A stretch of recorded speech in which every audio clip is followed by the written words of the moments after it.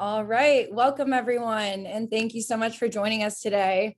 For those of you who don't know me, I'm Julia Swensen. I'm the Director of Cultivation Practice at FlowerHire. Quick overview on FlowerHire, just to kick us off.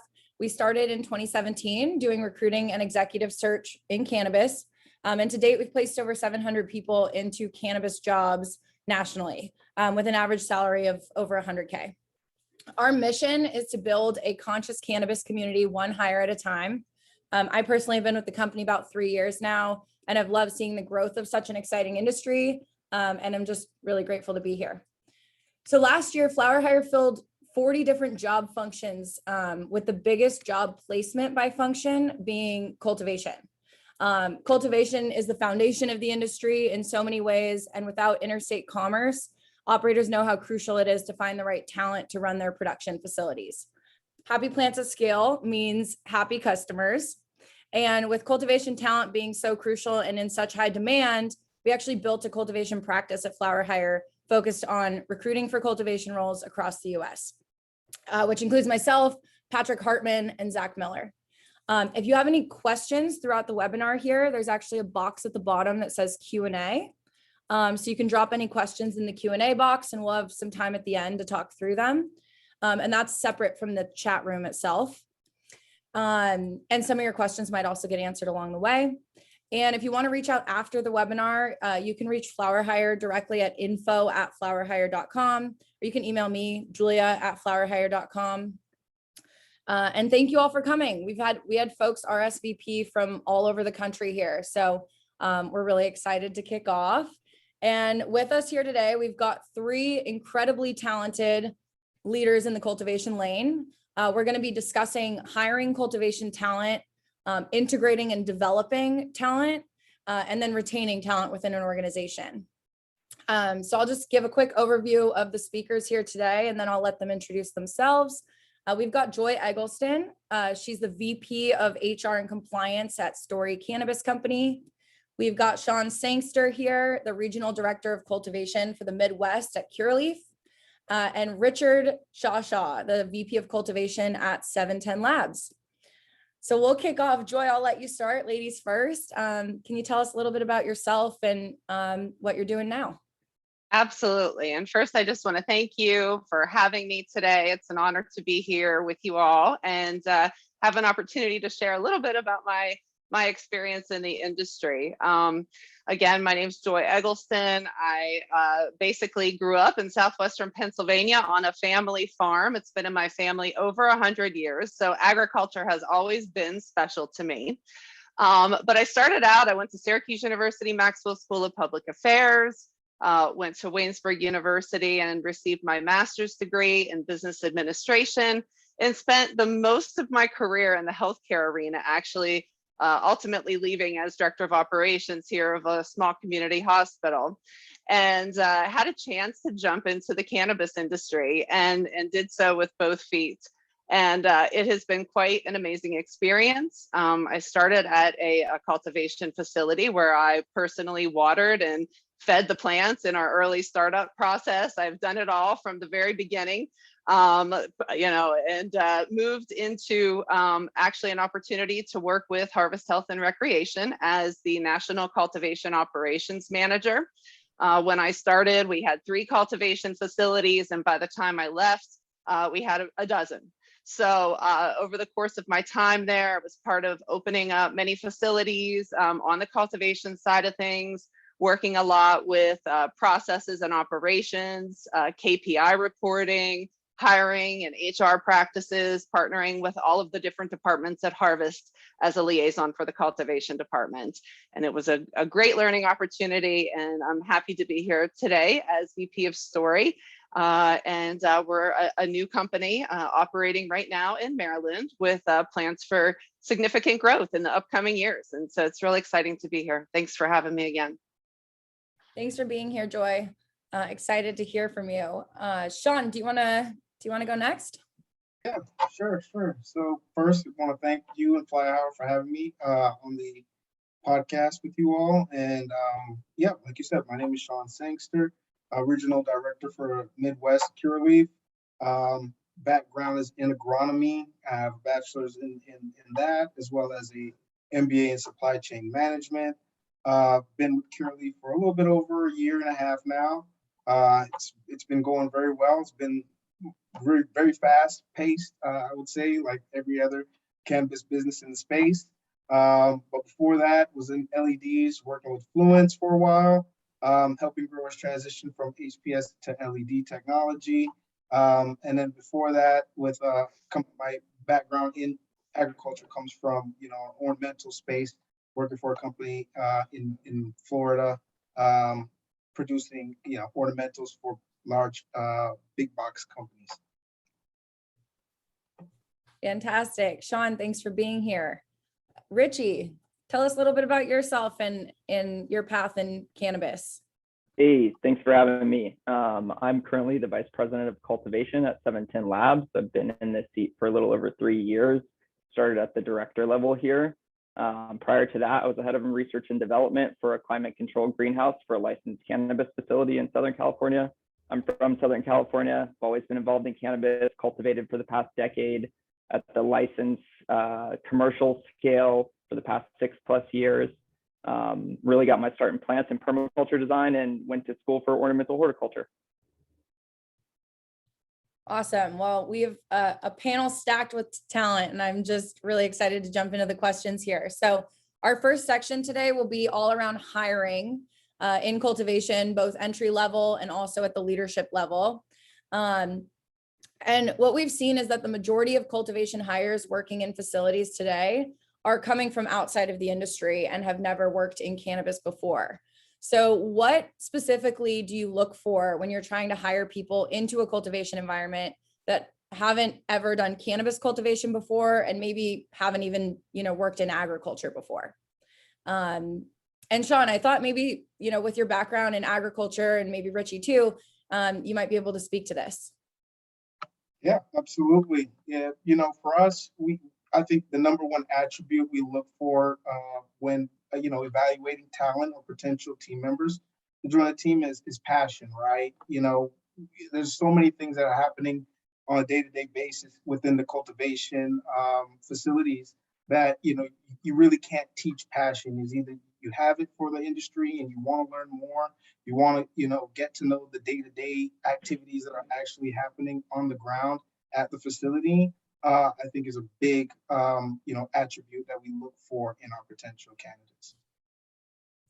Absolutely. I definitely agree. That takes folks really, it helps them move quickly, progress in their career.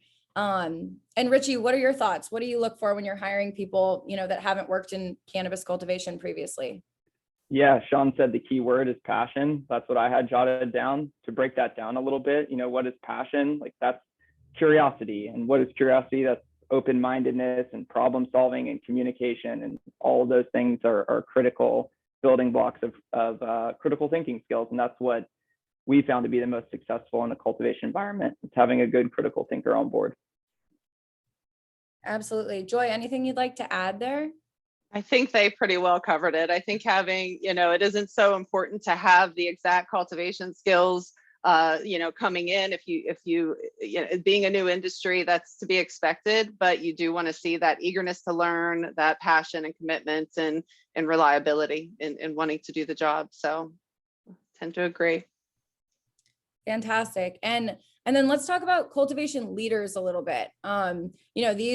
These folks are essential to the industry, site level leaders, regional leaders, and are in high demand. So in our experience, sometimes our clients are looking for specific things like a certain amount of canopy or experience with a build out, specific type of leadership style. Curious from your perspective, what are the critical skill sets you look for when you're hiring cultivation leaders or promoting someone internally? Richie, I think this is actually a great question for you. Sure. Yeah. Kind of a couple of the key things I lean on are like, who's a striver? Who's always going to strive to do their best, no matter what? That attention to detail and everything that comes along with that. You could, reference my previous answer, right? The open-mindedness, the problem solving, the communication, just a relentless pursuit of that. that's to me a striver. And then in the leadership role specifically is humility and vulnerability, you know, accepting a certain amount of risk, having some emotional exposure and keeping an open mind there. Cultivate the people will cultivate the plants. I love that. Joy, anything you would add to that? You know, I was going to frame this question kind of in a context of, you know, at the hospital, you always talk about doctors and you know, having a bedside manner versus a skill set and being a good clinician. And I have kind of likened it in cultivation to the same thing. There are people that are really good at cultivating cannabis. They have years of experience at growing. They understand their plant and how to do it.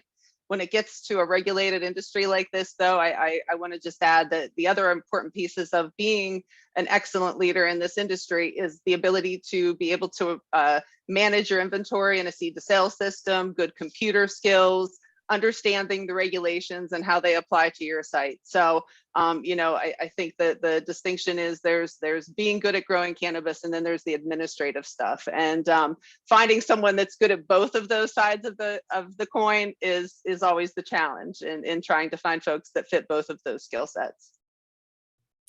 Agreed. There's the technical side of things, and then that is, you know, in a lot of ways is more trainable. And then there's the leadership style, the personality, the curiosity that we've talked about. Sean, what are your thoughts? Yeah, absolutely. So, you know, for me, you know, especially in a leadership role, someone who's really good at communicating, also listening, right? You're going to be bombarded on a day-to-day with a lot of things that are going on in the facility. And so, you know, being able to communicate efficiently as well as listen to your staff is huge to be in any leadership role, right? When we're talking about upper management, you know, data-driven decision-making is huge, right? Showing that you've had experience using, SAP systems, Excel, things of that nature is huge right now, especially in the cannabis space as we get bigger. These companies are expanding, right? And the need for standardization starts to come into play. We're looking for a lot of that talent in that upper management level to have a lot of this exposure and experience before stepping into those roles. Absolutely. And then our next question transitions us into, you know, most of these cultivation sites are in pretty remote areas of the US. You know, FlowerHire's worked jobs in very, very remote locations, and, you know, there are challenges that come with that. The majority then at those sites of the hourly employees, you know, haven't worked in cannabis. Maybe they come from, you know, light industrial manufacturing or some other type of background. I'm curious how, in your experience, have you attracted people within a certain community to switch over to cannabis, and how you've kind of tackled that, you know, hiring in remote locations piece. And Joy, I wanted to call you out for this one because I know you did a lot of this with Harvest. Yes, we did. And in one site in particular, in southern Arizona, was particularly challenging for us. And it was about 45 minutes from even the closest little town. So, you know, there were a lot of challenges with finding folks to want to drive down there at the rate that we were paying. And the first thing that you have to do when you have a facility like this that's remote and challenging with hiring is to make sure you have the right leadership, and to make sure that your leadership team is strong, and that it's one of those leaders that cover all the bases, that have that high level of expertise on not just cultivating the plants, but the seed to sale system, the inventory practices, the whole thing. You know, what we ultimately had to do in this situation was we had to offer a differential pay for, you know, this particular site just based on the location. And so that was something that was able to help us to overcome the hurdle. So we had to react to the environment. We had to respond to it. And in order to achieve our goals, we had to make that concession, and realizing that that extra time and gas was, you know, valuable to folks, and you had to be able to meet them on that and get it to a place where it was manageable. So that really did work for us, and we saw good success. We were able to retain those staff for an extended period of time, not a lot of turnover, and it went really well. So. Wow, that's an awesome story. And we've seen that too. I mean, you look at some of these really remote locations, but they're large facilities that employ, you know, 200 plus people. And it's actually really awesome that cannabis is kind of, you know, one of the lead employers in specific cities in the US that's, you know, fueling kind of people's career growth. And, you know, sometimes at facilities you have, you know, people that have known each other for a really long time working in the same facility, you know, family members working in the same facility. It's an interesting dynamic for sure. Sean, anything you want to add there based on, you know, any remote location hiring you've done? Yeah, absolutely. And so, you know, we've had a couple of facilities built in remote locations, and through that process, right, you have a lot of contractors that come on site, and you know, they're like, they're questioning, oh, this is a cannabis facility that we're building. Oh, that's pretty cool. And so they'll tell their friends, they'll tell their, you know, their relatives that, hey, you know, if you're not happy with your job, I'm building a cannabis facility right here down the street. You may want to, you know, go and apply, right? So word of mouth is usually like that first avenue. You know, a lot of us, especially in certain states where we didn't have a cannabis facility at first, where we'd have a dispensary at first, a lot of those dispensary talent would want to have, you know, get their hands into cultivation as well. So that would be another avenue that we, you know, we would tap on as well, to get, you know, talent going into the building. And then, you know, lastly, we would hold trade fairs, right? Like, you know, advertise to the local community, say like, look, you know, we're having a job fair here at this time, at this date, come out, bring your resume. This is what some of the positions that we're looking to hire, and try to generate excitement through that. Awesome. Richie, anything you wanted to add in your experience there? Not much. Probably the wrong person to ask, because our facilities are in Oakland and Denver, and then the other one not too far outside of Miami. Yeah.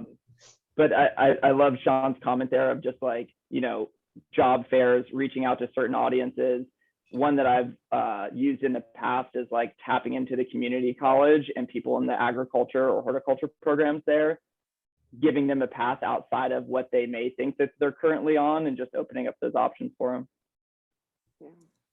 I agree. And even joining the local chamber can be, if you're, you know, having job fairs and things, sometimes joining your local chamber of commerce, if they have websites or e-blasts or something like that, they can help you to spread the message on their website or in their newsletters as to when if you're having a job fair or something like that, or other events that might help to get the word out. Absolutely. Great. And we'll transition now into talking about developing talent. So once you've found your talent, you know, whether it's entry level or it is leadership talent, let's talk about best practices for actually developing them and growing them within your organization. So the first question, you know, once you've hired someone, how do you go about developing them? And Richie, we'll start with you on this one, because I know you're huge on people development. Yeah, absolutely. I think it's tailored to the role and the individual, and there's a lot of nuance and specificity there, and always keep that in the back of the mind. But there's good core principles across any role. You know, I'm a big believer on just the teaching aspect, explaining the why behind what they're doing, setting clear objectives, providing the tools and support to meet those objectives. Once that sort of initial objective setting has been completed, collaborate with that individual on what some of the new goals are, what would they like to do and implement in the garden, and then mirror that to what would you like to do and align on something there. And then just overall, like, provide an open forum for feedback, reciprocity there for feedback, both to the leadership team and leadership team to that individual.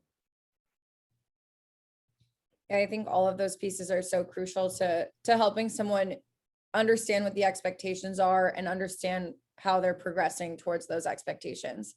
And we've seen, I mean, careers in cultivation progress faster than almost any other lane. So, you know, all of these pieces tie in.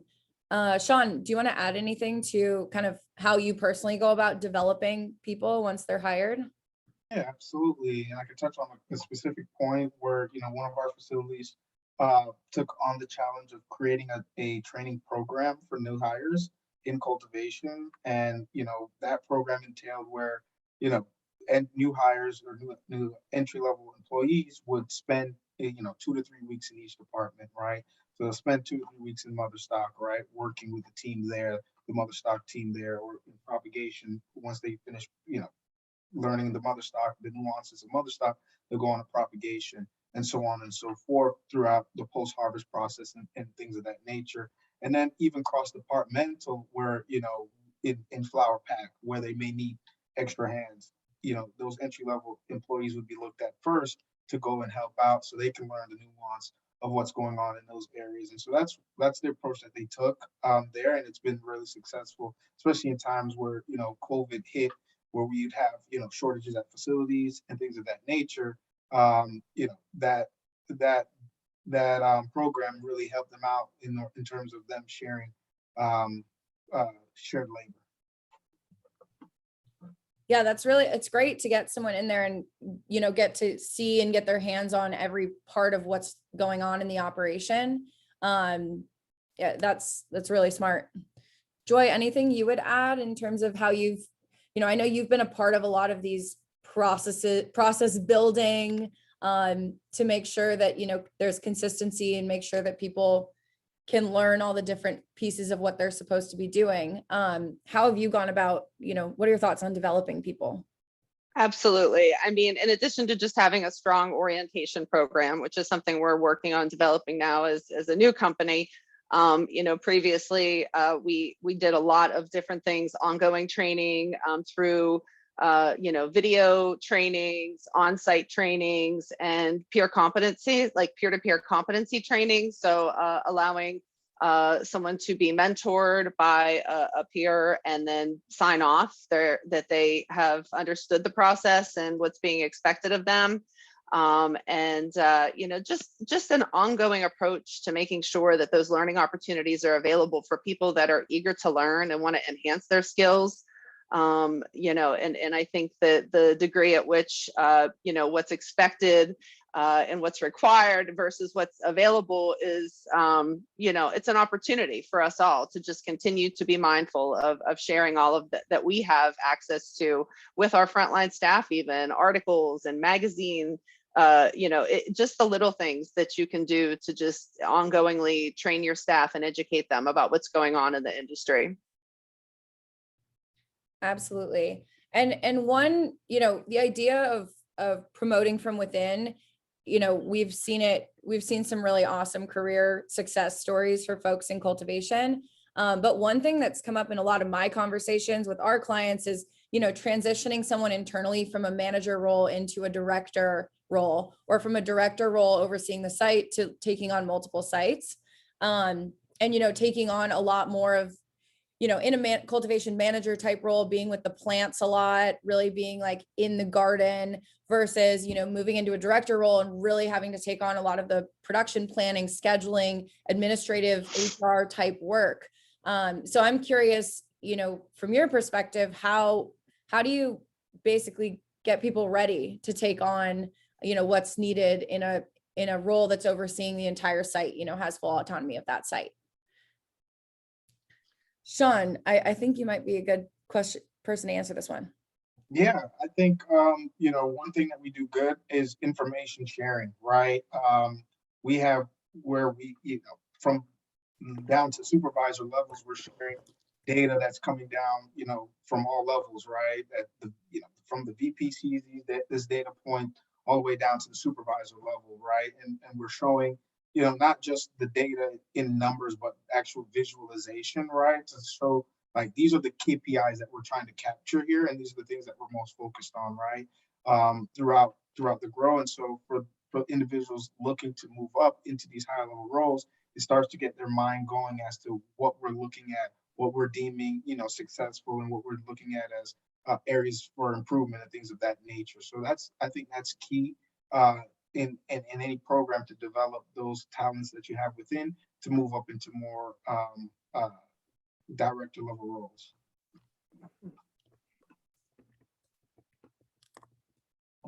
Anyone else want to add to this one?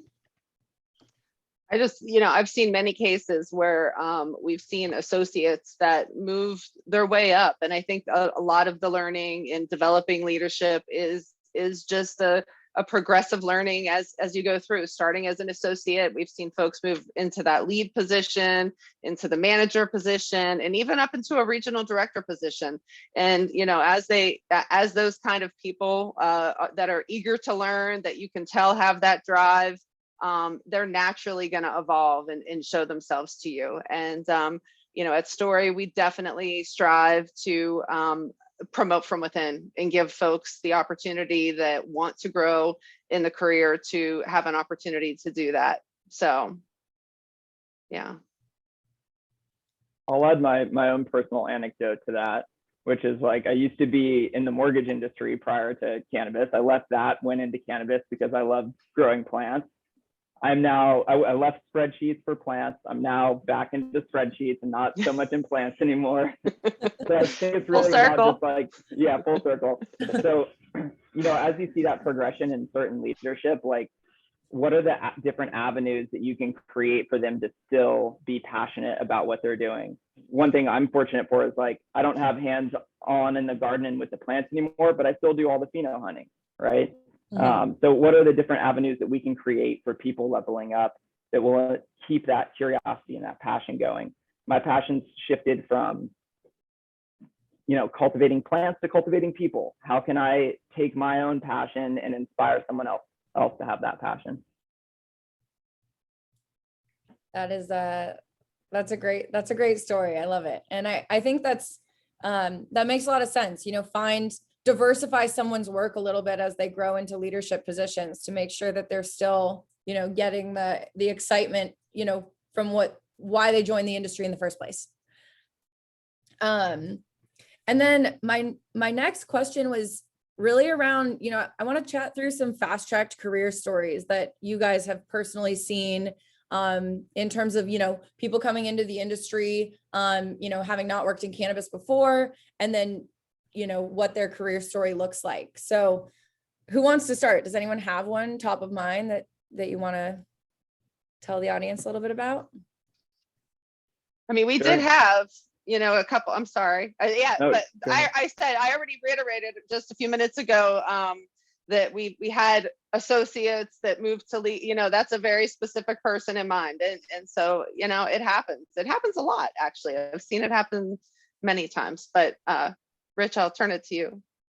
Yeah, same. It happens a lot. And I think it's just the nature of an industry in its infancy. But it's really important to me to promote from within if the ability to do so is there.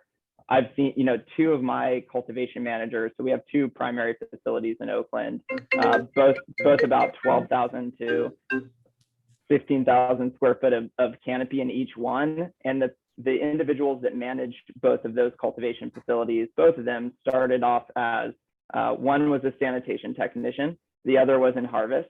So it's been cool to see their progression over time. And this has been a, you know, 3-year journey to get there. And it's about developing that talent, seeing what those individuals can bring to the table. And then, okay, the insatiable curiosity is there. The passion is there. The willingness to learn and ask questions about, okay, I think I'm pretty good at pruning. I'm pretty good here. How about infrastructure? Can I learn more about the AC and the HVAC systems? Can I learn more about the fertigation systems? Once you spot individuals like that just want to learn more and more and more, put everything you have into them and you'll see them grow, and not only see them grow into something that's going to be better than external recruitment at times, but also like the loyalty and just like the knowledge of that particular facility is going to be there and have those reps and years under their belt there. Absolutely. And then the next question's a little bit more personal, but it's, you know, as you look back on your own personal development and cultivation, I know Richie, you talked a little bit about your story, but what do you feel like has been most impactful in helping you get to where you're at today? Sean, why don't you take a crack at this one? I'm curious. Yeah, great question. And so, you know, for me, this one, you know, personally, I would say mentors in the space, right? Just surrounding myself with individuals who are, you know, as hungry as I am to learn and move the industry forward. It's been, I think, one of the biggest keys for me and getting me to where I am today in the industry is the mentorship that I've gotten early on throughout my career. Yeah, I agree. I agree with that. And, I said, I made a big move from one career to another, one industry to another. And in order to do that, and in order to make that move, I actually took a $30,000 pay cut, believe it or not. I call it my midlife crisis. Everybody else goes and buys a Mustang. I take a $30,000 pay cut and jump into the marijuana industry. Why not? I think that is just a point I like to make to people. It's not easy to break in always, but sometimes you have to sacrifice for it. And I agree that the people, and I have been blessed to work with some of the very best, and I'm in awe with the people I've crossed paths with and the opportunities I've had to learn from some of the best minds in the industry. And, I've just absorbed every bit of knowledge and information that I have been able to from each of them, to learn the industry and to contribute the skills that I have to it. So yeah, it's been awesome. Fantastic. And Richie, any other notes you wanted to add on, what's been impactful in getting you to the point that you're at today? Yeah, I think like early on, both pulling from cannabis experience, cannabis specific cultivation experience, with a combination of cultivation outside of cannabis, and looking at other avenues of agriculture, and blending both the academia and sort of like this folklore knowledge and what's worked in practice over time. Blending both of those things together has proven to be very successful for me. And then just persistence, not giving up. I think a lot of people overestimate what they can do in 6 months and underestimate what they can accomplish in 5 years. And just think about it on the inverse. You may not get where you want to be and fast track right to a director level within a year's time. Keep that as your vision for 5 years from now and do everything that you can to get yourself there. Are great. I think that's a great piece of advice. And I've seen that too. I mean, personally, I'm just constantly inspired by the people in this industry. And I know someone dropped in the chat room, I haven't seen mentorship, any industry foster mentorship like in cannabis. And I agree. I think there are so many people in this space that want to help other people grow, that want to share ideas. And here we are, bouncing ideas off of each other here. So it's definitely grateful to be here. And then my next question is kind of a visionary one. I mean, I've had a lot of conversations with operators about, what does the cultivation lane need at large? And some of it is, community, spaces like this where they can come and join and hear ideas and bounce ideas off of each other. But I'm curious if you guys have any ideas of what would help develop the cultivation talent pool at large in the US. And maybe I've thought like a unified certificate program would be interesting. I don't know exactly what that would look like, but I think that would be a really interesting thing. What are your thoughts? Sean, you want to kick us off? I think for me, I think it'll come in time, right? With legalization starting to open up more and more, and hopefully on the federal level sooner, rather than later. And with that, I think a lot more acceptance across the board, where even, formal education and higher levels of education can now start to, open up programs on their university campus and revamp their whole agricultural department through, the influx and the inquisitiveness of, of cannabis, right? So I think with that, I think it's going to come, right? It's just going to come in time. And I think that's just the nature of the beast.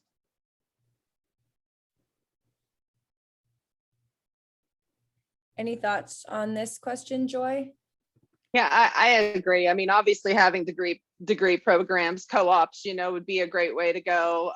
Like Sean said, that comes with time. Some of this is the stigma. Some of it's just, just we're new and, we're still in that infancy. And I agree with him. These things will come in time. But for now, it is a little bit challenging, but that is where the future's going. And that's where we're going to be, it's coming our way soon. Absolutely. And you look at today, I mean, a lot of different methodologies of growing, a lot of different software systems out there. I mean, eventually, maybe we'll see more consolidation there.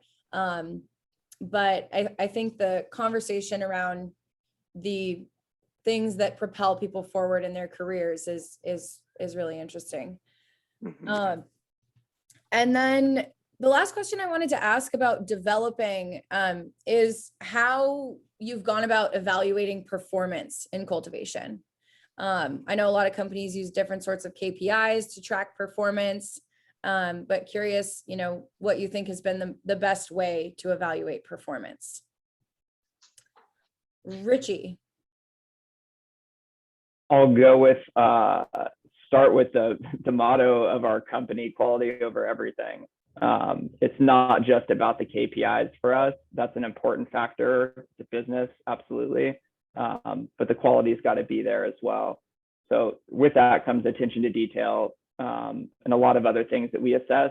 KPI, when we're looking at KPIs, we're talking about grams per square foot, grams of hash per square foot, annualized grams per square foot. How many times is that room turning over per year? How much is it producing? How much biomass is it producing, with a combination of what's the extraction yield from that biomass, looking at all those variables.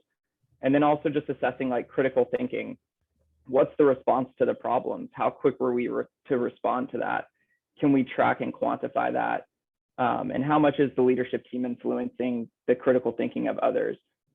That's how I'm tracking a performance in cultivation. It's got to be all of those things combined. If I just focused on biomass yield and that was it, and not really diving deep into what was the response to a pest or pathogen pressure, what was the economic threshold that was established there, and how did we respond to that, and how quickly did we respond to that, then we're missing a lot, and for our company in particular, we're missing a lot of the quality piece of it. So that's a very important factor for us.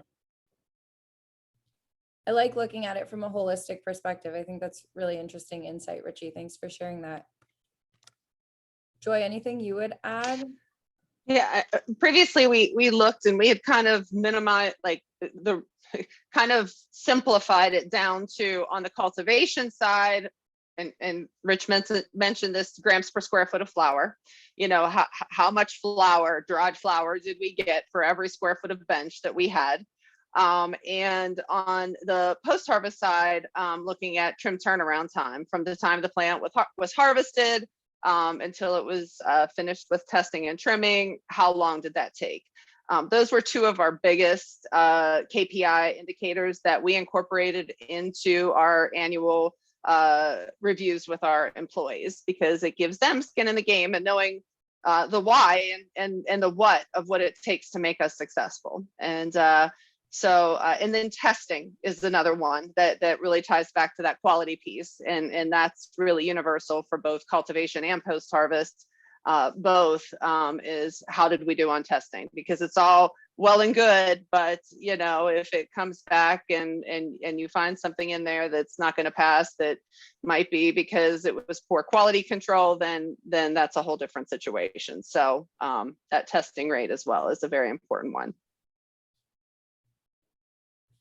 Sean, anything you would add there?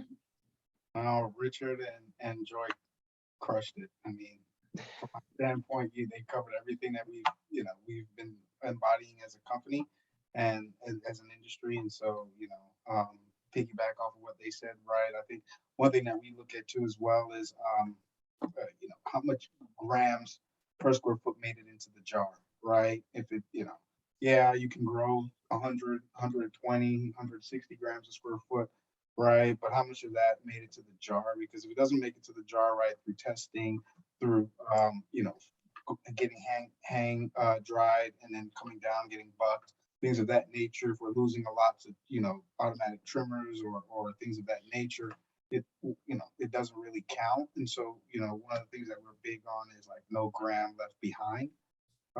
Is one of the mottos, right, that we have in cultivation as a company. And just to see everybody rally around that is huge. And one thing that we really take pride in here. So I think that's pretty well covered. Awesome. Great insights. So we'll move into retention, which I think, is the industry at large is is working hard to figure out this piece. How do we retain our people? How do we keep them happy? What would you guys say are your best practices for retaining talent? And FlowerHire has done a couple, put out a couple salary guides in different lanes to try to say, like, here's what we've seen in terms of what companies are paying. But outside of compensation, I'm curious, how should companies retain their people? Joy, I think being your HR brain might work really well here. Sure. There's just one really obvious thing, I think, and that is just recognizing good work when you see it, and recognizing good people when you see it. I honestly think that we can talk about compensation, and yes, it's story. We are paying 100% employee paid benefits right now, dental, vision, and health, long-term disability, short-term, like we're paying 100% employee benefits. Those things are important. Bonus and incentive programs are important, but at the end of the day, people want to feel connected to the mission. They want to feel appreciated. So communicating with them, helping them to understand what's going on in the company, speaking to rumors that they may hear, and just letting them know what's going on, recognizing them for their skills and abilities and talents and what they've done. I think those are the things that really, really go above and beyond in retaining talent. It's not the benefits, it's not the days off, it's how they feel when they come to work. Is it a family? Is it a culture that they want to be a part of? Do they feel appreciated and heard? And that's where retention happens. I love that answer. Richie, anything you would add? How best practices for retaining talent and cultivation? Yeah, Joy said it really well with the culture piece. We spend the majority of our lives at work. I think retention is really fulfillment in your role and where you're spending the most of your life. Satiate that curiosity of that person and inspire new avenues of curiosity. Once you satiate what they're curious about, you find out more about that person and what piques their interest, and then you create new goals and new objectives, and you keep pushing them further if that's the type of personality that they are. Other personalities are more complacent. So what are the things that are going to keep them fulfilled? Maybe it's more involvement in the community as an organization. It's just finding what's right for that individual and really like giving them the most fulfillment they can. I like that. That's a great leadership philosophy. And I like that you touched on both, helping someone continue to evolve once they're good at one skill set. Okay, how can I help you get, over here? How can I help you grow in other ways? And also I like that you touched on, realizing that humans are so different and need different things in their, career stories. So yeah, if I could elaborate on that a little bit, like we had this open forum discussion pretty recently, and some people are more motivated by money. Some people are more motivated by different value sets, which is knowledge that comes with cultivation. And I think just having like a transparent conversation with the team and those individuals to say, hey, maybe you don't want to be a director of cultivation. Maybe you don't want to be a cultivation manager. Maybe you want to pursue something different. Thank you for joining us while you're here on your journey. That's awesome. How can I make this the best experience while you're here on your journey to wherever else you're going?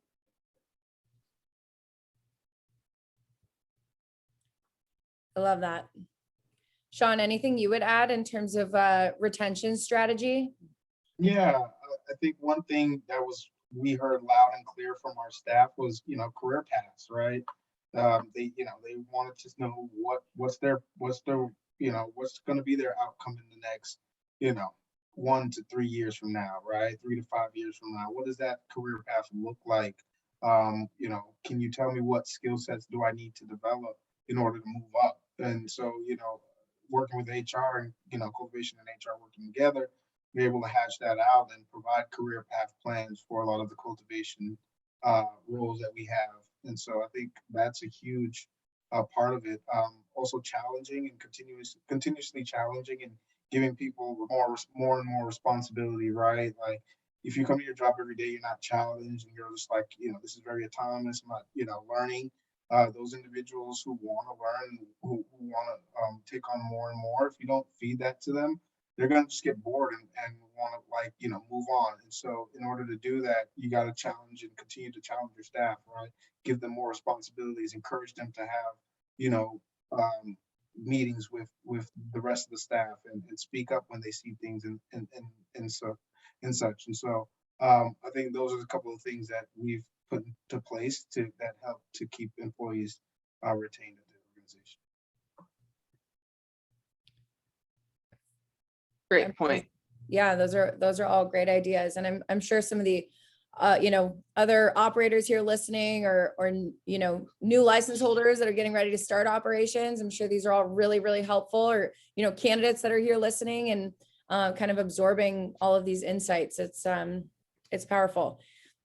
And then last question I just wanted to throw out there is what keeps you personally in cannabis, and in cultivation specifically, if you'd like to speak directly to that, but in cannabis at large.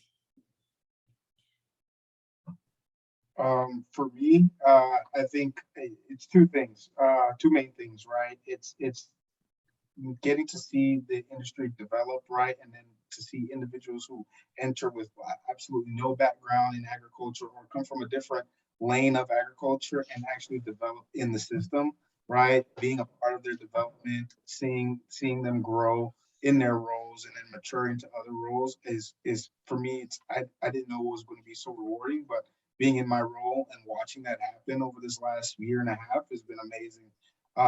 And to be a part of that is truly amazing. And secondly, I think, just the vast amount of investment in technology that's going in this space, right? Like I said, I came from ornamentals, right? This has been cultivated for, decades or centuries, and not a lot of new technologies was introduced into the space. Now, cannabis being such a high value crop, and seeing all the sensors and different lighting technologies and things of that nature that goes into the space, that you can now really drive productivity through data-driven decisions using these technologies is for me, I think, another key factor keeping me in cultivation.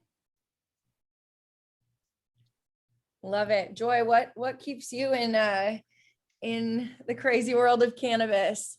Well, I came in a little naive, and coming from healthcare, I went from sitting on, the county drug task force, listening to, very depressing data on opioid deaths and things, and I was very, very disheartened by that. And I've always believed that natural medicine has a very strong place in the world, and that cannabis is really just the beginning.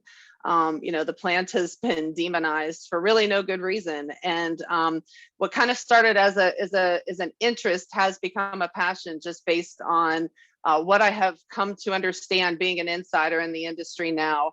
I used to always feel very respected when I went into a place, and being in this industry, it changes the perception of some people. And so I have become very committed to wanting to educate people about what they don't know and they don't understand, and helping to ensure that people have an alternative to opioids for things like pain and depression and anxiety. And the thing that excites me most is to get to that place where we're not just guessing anymore, where there can be real clinical based research on what the effects of cannabis are having on patients in relation to specific medical conditions. And, we're just have barely even scratched the surface on that. So I'm just excited for that and many other things to come. And it's been great. Where I belong, I think. I agree. Richie, what about you? What keeps you in it? There's so much that keeps me in it. I mean, first and foremost, like I've been a consumer for a long time. So, getting to enjoy all of the different flavors, getting to see all the different genetic expressions. I'm personally a challenge motivated individual. So just the industry alone is a challenge, and then bringing that to scale, and then bringing quality to scale, developing leadership and talent within, that's another challenge in and of itself. As Sean kind of touched on, is like more of the data analytics side.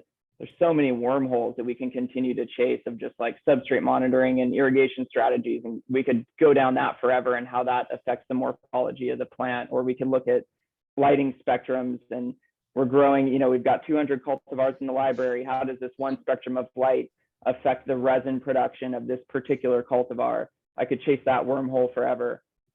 So there's just so many avenues and things to go down. The challenge is there, like, cool, I'll be in it for a while. There's enough challenges to keep me motivated.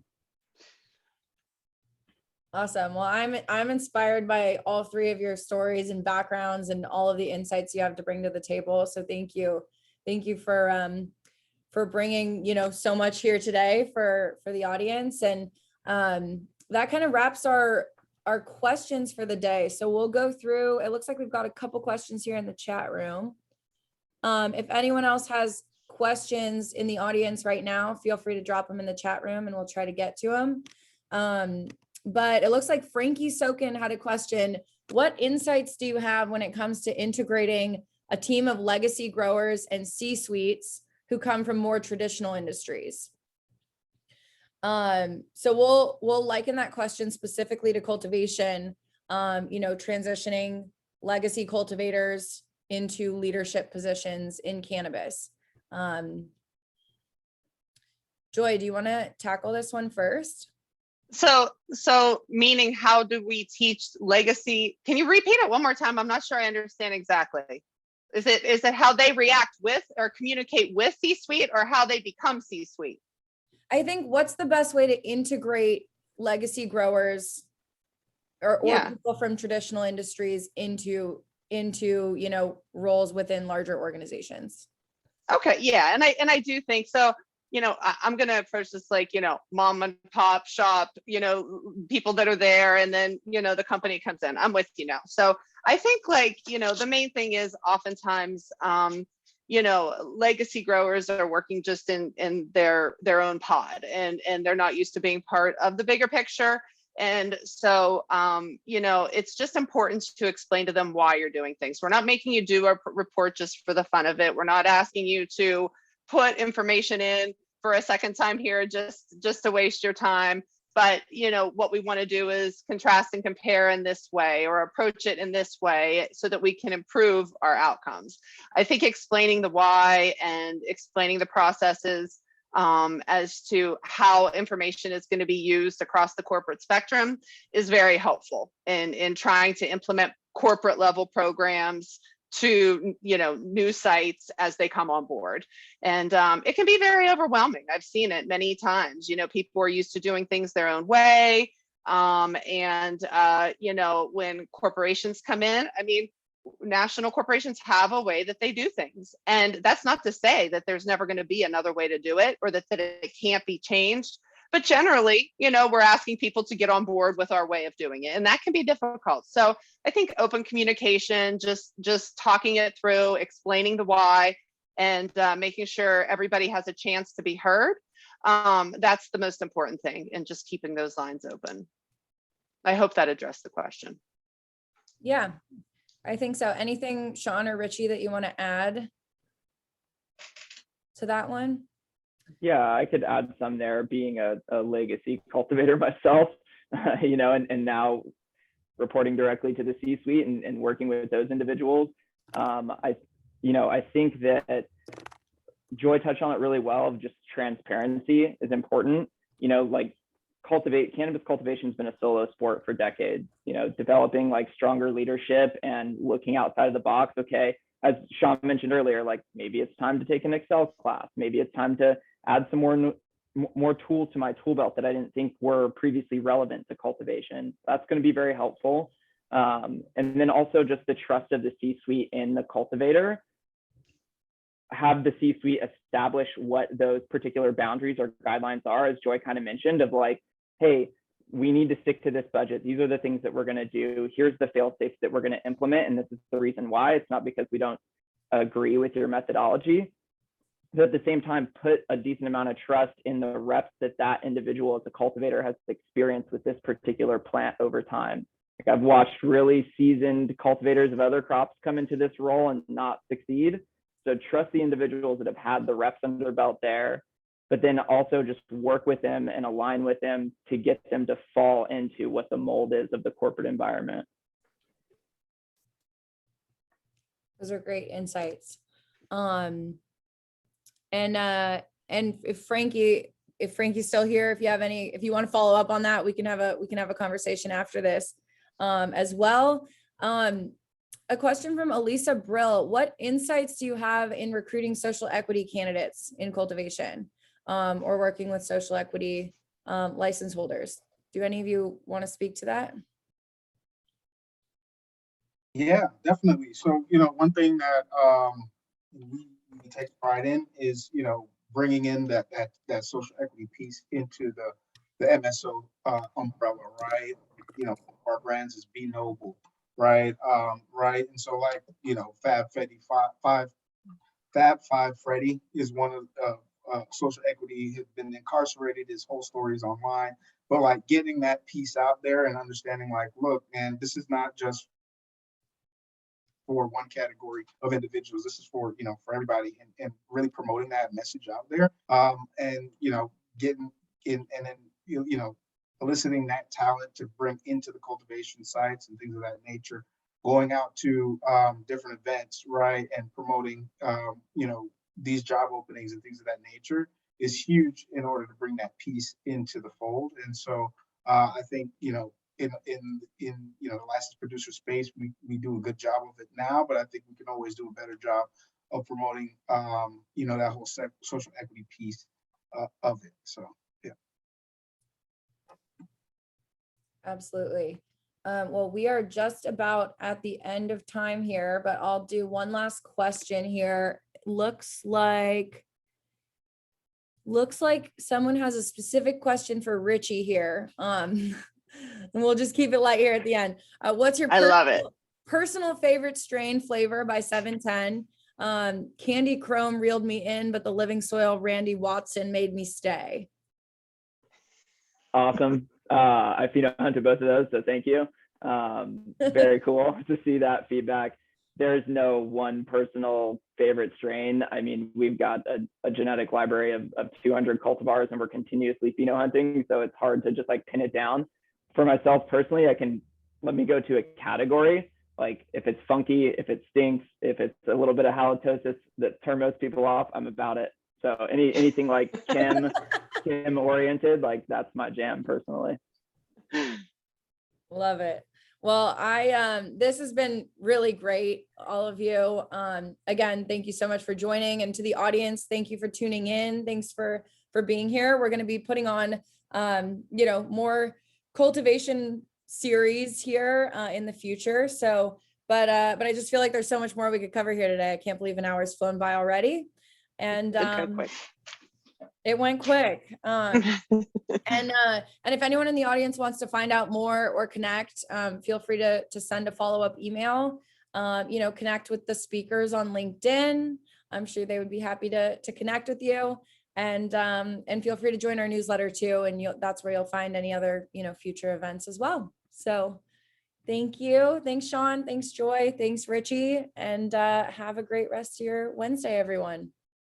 Yeah, thanks again for having us. Nice to speak with y'all. It's been Thanks, everyone. Take care. Thanks.